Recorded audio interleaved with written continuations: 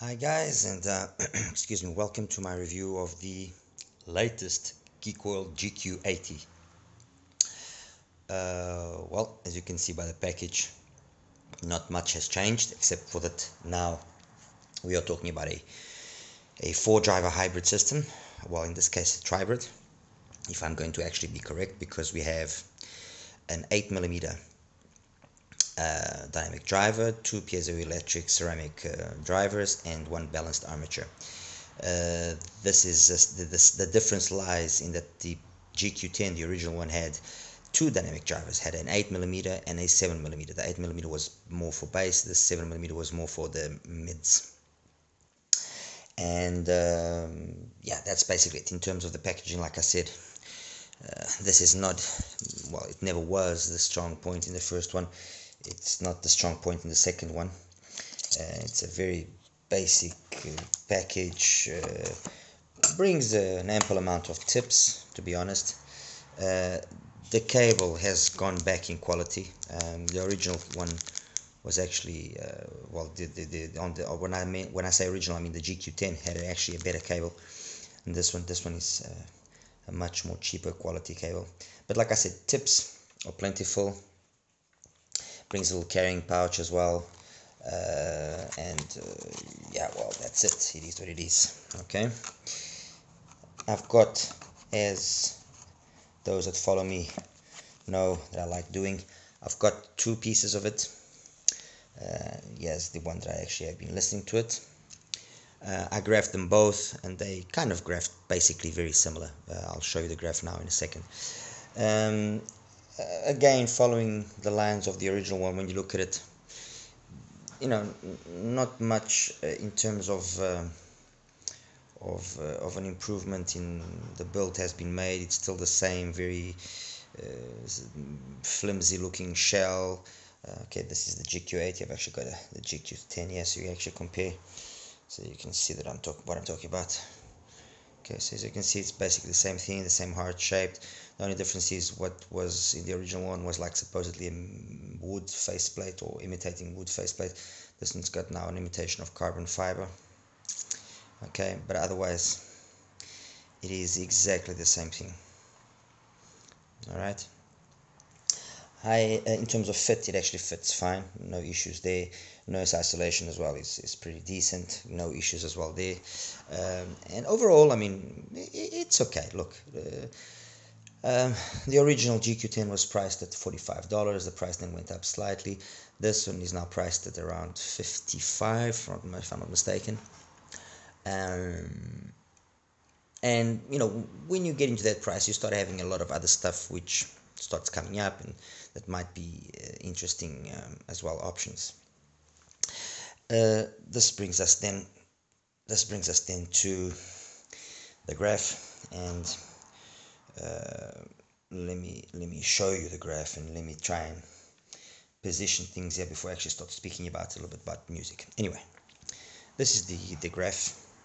Okay, the red line is the original GQ10, which those of you that saw my review might recall that I actually praised it in terms of its mids and high frequency. It actually wasn't bad. If there was a point to take away, was that somehow, and this you only really noticed when you started hearing other stuff, was somehow you noticed everything was you know, the drivers weren't matched properly.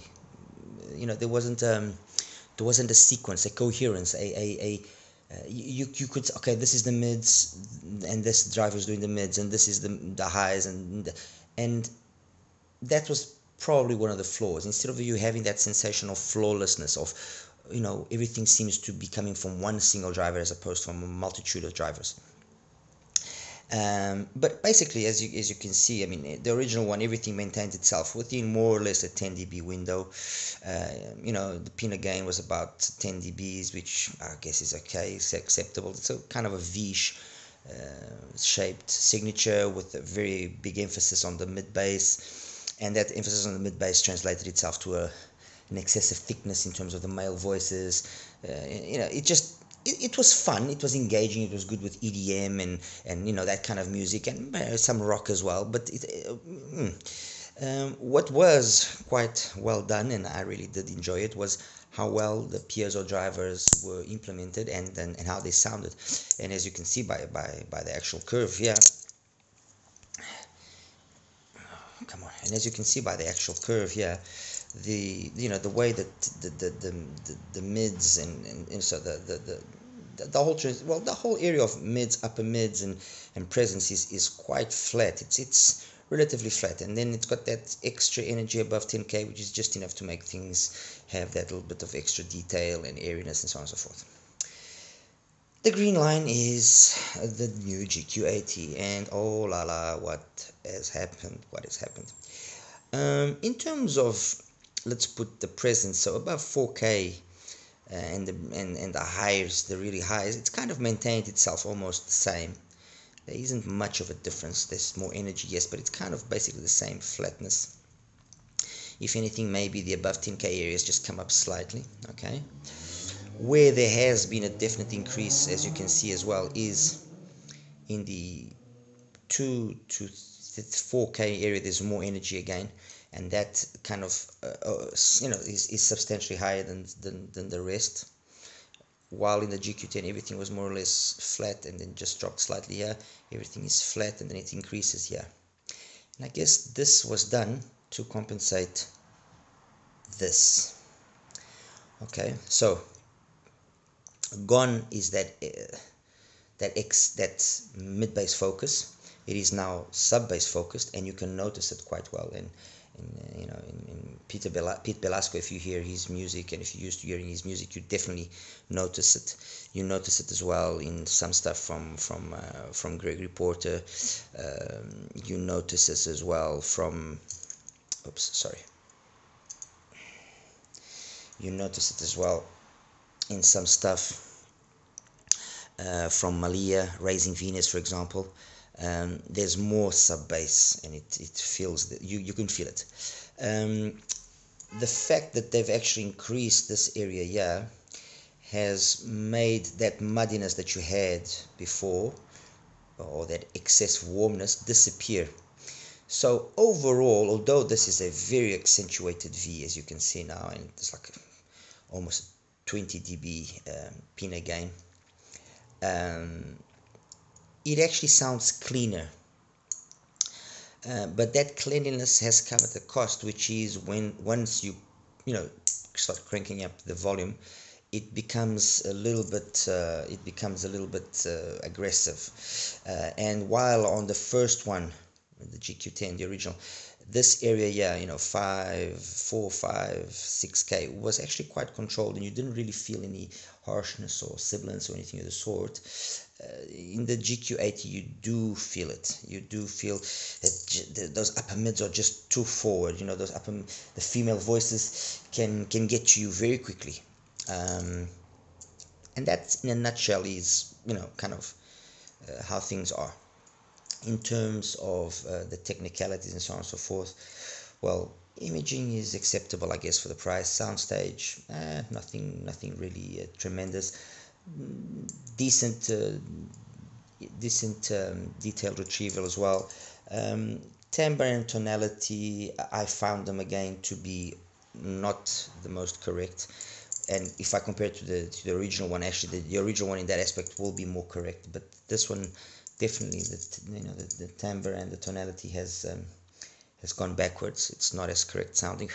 But then again, I think this IM will be tailored to a crowd that is not really too worried about that. They want to have perhaps a Tribrid, a very cheap Tribrid, and to have it at a reasonable cost, and to sound good with EDM and that kind of stuff, to be energetic, to be full. And in that aspect, it is very energetic. It is very, very, very full, very, very satisfying. My apologies. This then brings me, or takes us to, what then,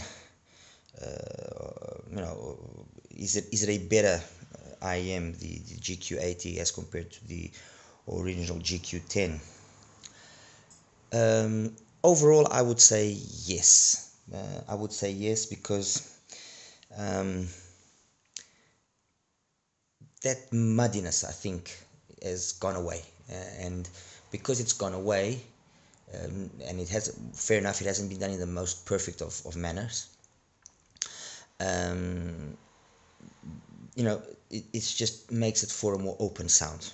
Okay, it's not perfect by no means, and you know, there's options which I'll be talking about now in a second, which in my opinion make more sense. When well, the GQ10 came out some 6-7 months ago, so it's been a long time, and right after that we had the beginning of the I'm going to call it the new age for KZ and CCA products. And that new age began with the launch of the NRA. Okay, with the launch of this, which was a hybrid, an electric and a dynamic driver. And the NRA had, you could say, it's got a very similar signature to the original GQ10. Mid-bass focus, decent mids. The graph, although it's got fulls of ups and downs, it actually is decent overall. And the truth is, between the two, definitely the NRA is the one that makes more sense. So if I'm going to be choosing between a GQ80, GQ10 and the CCA NRA, or then the subsequent KZ ZEX, I would definitely say KZ ZEX or CCA NRA. Why? Well, firstly, because they're cheaper,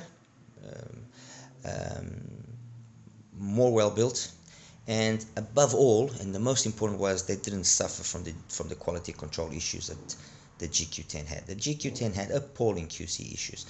I had the first set, this one, yeah, which I had to modify to even get decent bass out of it. And once modified, yes, fair enough, it then became the same as the second set that came along, and fine. But the quality control issues were wide known, and many people had issues with that set. While KZ and CCA have gotten a really good reputation in terms of being, although budget earphone manufacturers, of having pretty decent quality control. And I'm a testament to that, because I've bought several pairs of NRAs and several pairs of ZEX Pros, and honestly, I cannot really fault them. They're decent. They play well. They got good channel balance. So definitely this is a much wiser choice over the GQ10. The NRA then gave way, and the ZEX then gave way to this, the ZEX Pro, which is also a Tribrid.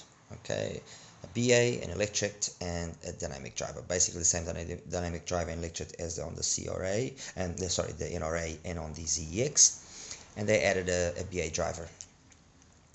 And this is where things got interesting.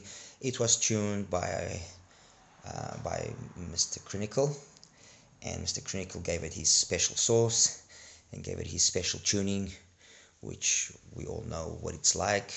Nice sub bass emphasis, smoothness in the bass, and in the transition from bass to mid bass into mids, smooth mids as much as possible. It's a signature which has become very well known. Blessing to Dusk, the new Midnight from the Yume, the FHE as well, the FIO. They all share the same philosophy, the same kind of overall signature. And this then became recently, when it was launched, then became the cheapest way to have access to a high-end tuning, let's put it that way, at an accessible price for those that didn't have money. So until this came along, basically if you wanted a more mature tuning like this is, you had to spend some serious money. So you had to go buy a Dusk or something like that. And this became that access, that portal to that kind of crowd that wanted to have a more serious tuning.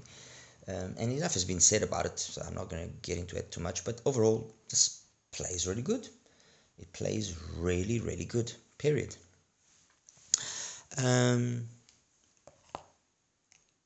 if you're gonna ask me, Akros, which do you prefer, GQ80 or ZEX Pro?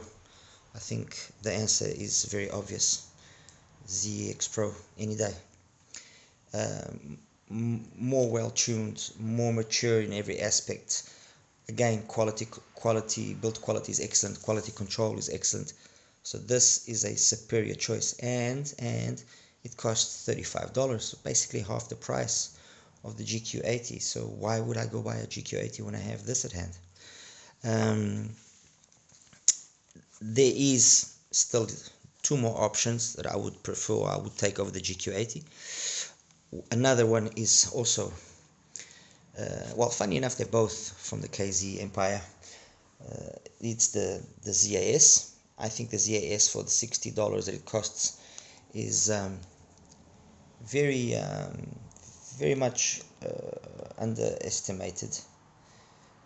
It is not perfect, but it's got a nice full sound, will satisfy bass heads, got decent mids, it got fine highs. I mean, it could have a little bit more to match up nicely with the rest of the frequency response, but the truth is, this is a very nice IEM, very well built, and I mean, the three pairs here that I have are testament to that.